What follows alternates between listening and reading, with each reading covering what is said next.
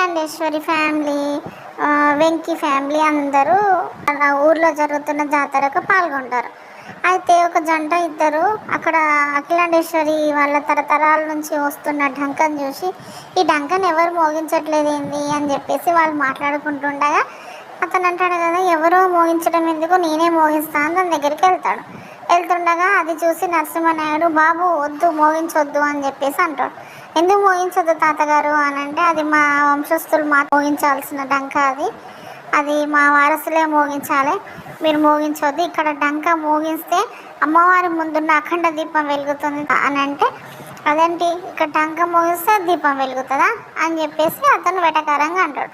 అవును బాబు అంటే, అది విన్న వెంకి ఏంటి ఇక్కడ డంక మోగిస్తే అక్కడ వెలుగుతుందా అని తన మనసులో ఏమనుకుంటాడా, లేకపోతే అమ్మవారే అతనిలోకి ప్రవేశించి ఇట్లా మోగించడానికి వెళ్తాడా ఏందో తెలియదు, కానీ మొత్తానికైతే అది మోగించడానికి ఆ డంక దగ్గరికి వెళ్తూ ఉంటాడు.